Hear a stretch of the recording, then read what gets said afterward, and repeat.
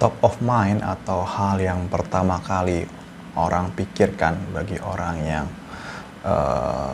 baru mempelajari MMT adalah bahwa MMT itu selalu berhubungan dengan utang.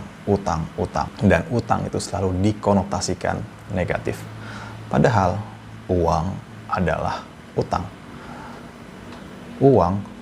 Mayoritas uang muncul di dalam sistem melalui penerbitan utang. Hal ini dapat disaksikan pada video, pada link deskripsi telah dijelaskan sebelumnya. Nah, MMT benar menekankan adanya kenaikan utang.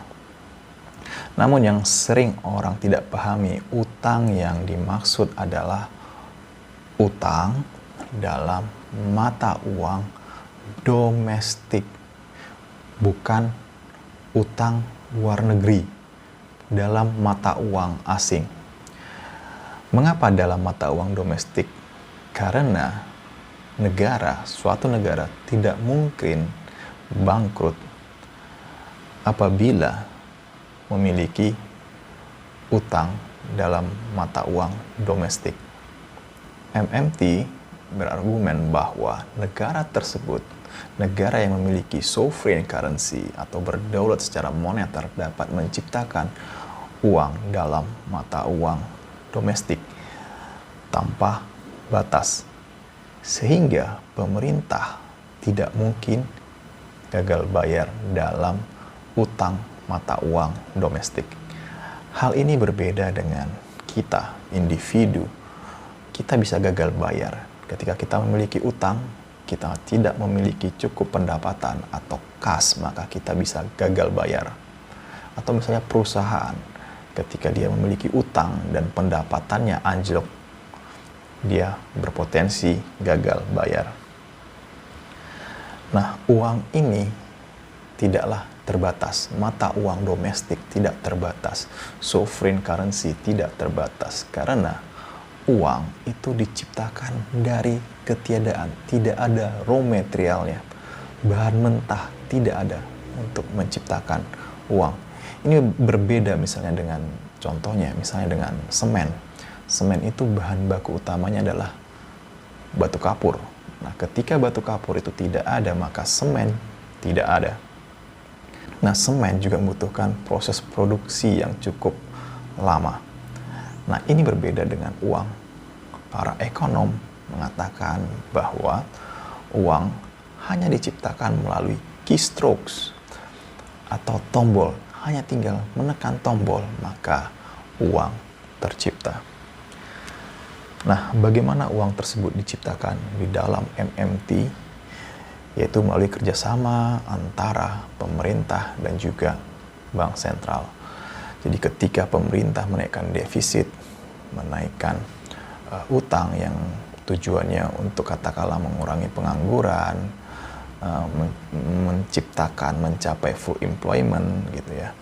Terus kemudian dia membutuhkan uang, menerbitkan surat utang. Kemudian bank sentral membeli secara langsung maupun tidak langsung surat utang tersebut.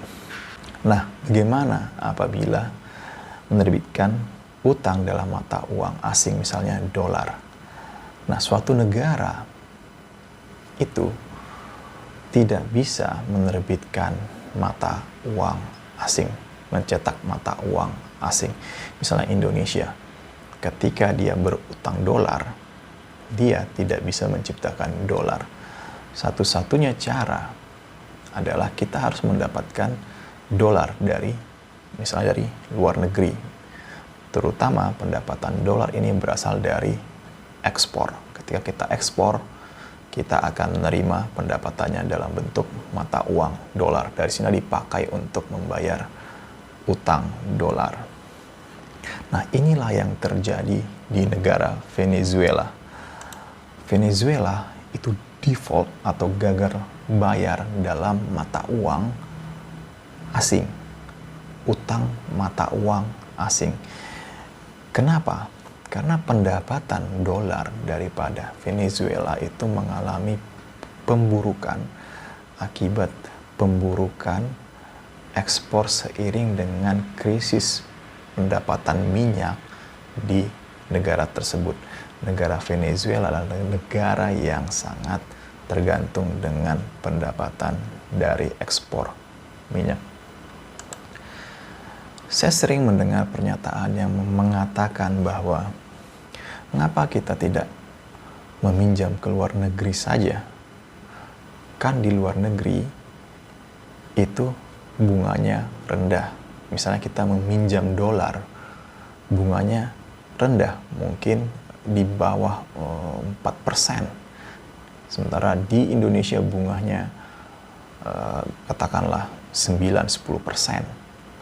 Nah, masalahnya adalah tidak segampang hal tersebut.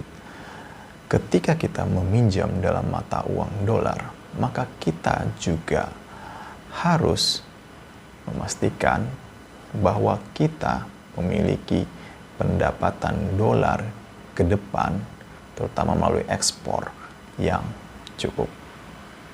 Ingat, apabila kita memiliki utang dalam mata uang domestik, maka kita dapat mencetak mata uang domestik.